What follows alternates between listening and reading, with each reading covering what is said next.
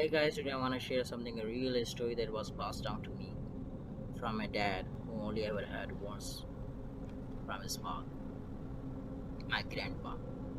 Now listen, my grandpa was not the kind of a man who told stories for fun. He was born in the late 1800s, grew up when everything was wild. No smartphones, no internet, just horses, tools, and hard work.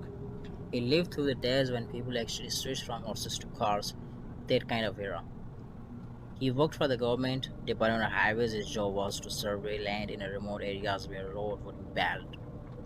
So he'd out there, all alone in some of the most empty, silent places in a rural America. And one day something happened to him on one of those roads. He had just finished work late in the afternoon. It was autumn, one of those days where 5 or 6 p.m. feels night. The sky goes gray, the wind picks up, and everything feels quiet. He was driving his government truck through a long, narrow stretch of road, no lights, no houses, just trees and darkness all around. As he's driving, he sees a man standing by the side of the road, a hitchhiker, wearing a long dark coat, face well, not moving much.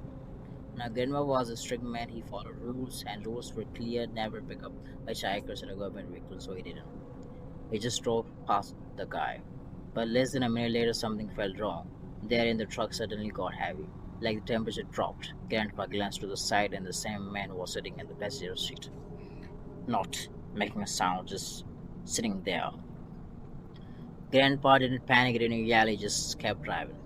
He didn't look straight at the man, just saw him from the corner of his eyes. His face was blank, his eyes straight ahead, no breathing, no sound, no movement. For 10 minutes they drove in absolute silence. My grandpa's hands were tied on the wheel. Every second felt like an hour. Then just like that, then man was gone. No door happened, no sound, no shadow. One second he was dead, next second he wasn't. Grandpa was freaked out, but he stayed calm, kept his eyes forward. About a mile later, he saw something ahead on the side of the road again. It was Sam man, standing in the exact same way, same course, same path, fast, just staring at the truck. Now, think about that. Nobody passed them. No car overtook them. No side roads. There was no way that man could have gotten there before him. And Grandpa just drove past, didn't stop, didn't look back. When he finally got home, he didn't tell anyone. He stayed quiet for years. Until one day he told my dad. Once, only once. And he made him promise never talk about it again. But now this is gone, I think it's time to let this. Some say it was a ghost, some say it was a time slip, others think it was warning. Me, I don't know. But I believe my grandpa, that road, I'll never go down at night.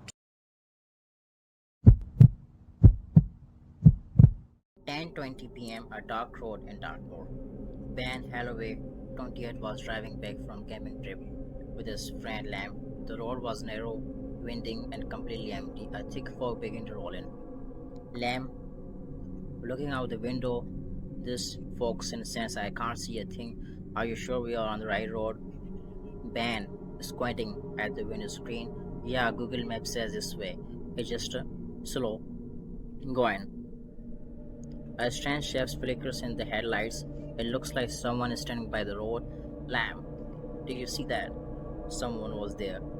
Ben, just missed and your imaginations don't strip, freaking me out.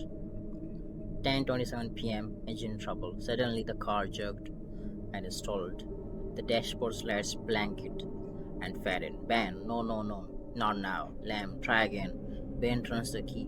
The engine clicks but don't start. Ben quietly, this is a brand new car. This shouldn't be the happening. Outside the fog thickens, there is a no signal, everything is silent. 10:32 p.m. footsteps. They hear soft crunching, like footsteps on gravel. Sulang circled the car, Lamb whispering, Ben, did you hear that? Ben nods, frozen. The sounds stops Ben the car, then a tap on the back window. Tap tap. Ben panicked. I'm not opening the window, Lamb. Who's out there? Show yourself. Silence. The back window is fogged up. A handprint appears from the outside. 10:35 p.m. Something is wrong. Ben, this doesn't make sense. There's no one out there. We haven't passed a single house in 10 miles. Lamb checks his phone. That's Ben's phone too. Lamb muttering. This is like one of those ghost stories. Dartmoor legends didn't seem disappear Here years ago. Stop it, there's the stuffs. Just made up. 10:40 p.m. A voice outside. A low, rasping voice echoes faintly through the fog. Unknown voice from outside. Why do you leave me, lamb? No hope, that's it. I'm getting out of the car. Ben, grabbing him. Don't open the door. 10:44 p.m. Lights turn. Suddenly, the dashboard slides.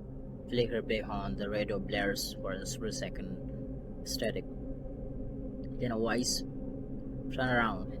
The engine roars to life on its own. Ben, I'm not asking twice. Buckle up. He spins the car around the drivers and back the way they came.